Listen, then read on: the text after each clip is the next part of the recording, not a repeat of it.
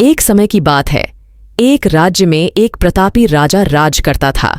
एक दिन उसके दरबार में एक विदेशी आगंतुक आया और उसने राजा को एक सुंदर पत्थर उपहार स्वरूप प्रदान किया। राजा वह पत्थर देख बहुत प्रसन्न हुआ।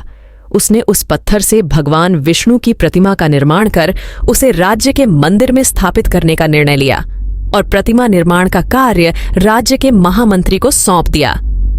महामंत्री गांव के सर्वश्रेष्ठ मूर्तिकार के पास गया और उसे वह पत्थर देते हुए बोला, महाराज, मंदिर में भगवान विष्णु की प्रतिमा स्थापित करना चाहते हैं।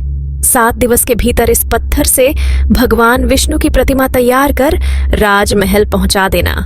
इसके लिए तुम्हें 50 स्वर्ण मुद्राएं दी जाएंगी। 50 स्वर्ण मुद्राओं की बात सुनकर मूर्तिकार खुश हो गया और महामंत्री के जाने के उपरांत प्रतिमा का निर्माण कार्य प्रारंभ करने के उद्देश्य से अपने औजार निकाल लिए। उसने एक औजार लिया और पत्थर के टुकड़े करने के लिए उस पर वार करने लगा, किंतु पत्थर जस का तस रहा। मूर्तिकार ने औजार के कई वार पत्थर पर किए, किंतु पत्थर नहीं टूटा। 50 बार प्रयास करने के उपरांत मूर्तिकार ने अंतिम बार प्रयास करने के उद्देश्य से औजार उठाया, किंतु यह सोचकर औजार से प्रहार करने के पूर्व ही उसने हाथ खींच लिया कि जब 50 बार वार करने से पत्थर नहीं टूटा तो अब क्या टूटेगा। वह पत्थर लेकर वापस महामंत्री के पास गया और उसे यह कह वापस कर आया कि इस पत्थर को तराशना नामुमकिन है, इसलिए इससे भगवान विष्णु की प्रतिमा नहीं बन सकती।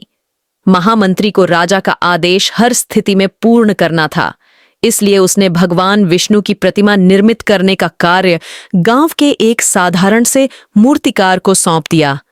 पत्थर लेकर मूर्तिकार ने महामंत्री के सामने ही उस पर औजार से प्रहार किया और वह पत्थर एक बार में ही टूट गया।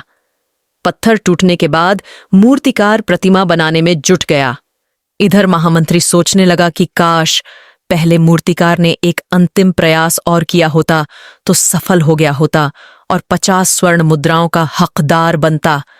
इस कहानी से हमें ये सीख मिलती है कि हम भी अपने जीवन में ऐसी परिस्थितियों से दो चार होते रहते हैं।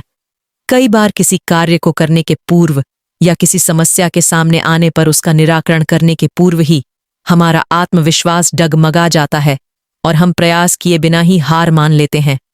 कई बार हम 1-2 प्रयास में असफलता मिलने पर आगे प्रयास करना रोक देते हैं, जबकि हो सकता है कि कुछ प्रयास और करने पर कार्य पूर्ण हो जाता या समस्या का समाधान हो जाता। यदि जीवन में सफलता प्राप्त करनी है तो बार बार असफल होने पर भी तब तक प्रयास करना नहीं रोकना चाहिए जब तक सफलता नहीं मिल जाती। क्या पता जिस प्रयास को करने के पूर्व हम हाथ खींच ले वही हमारा अंतिम प्रयास हो और उसमें हमें कामयाबी प्राप्त हो जाए।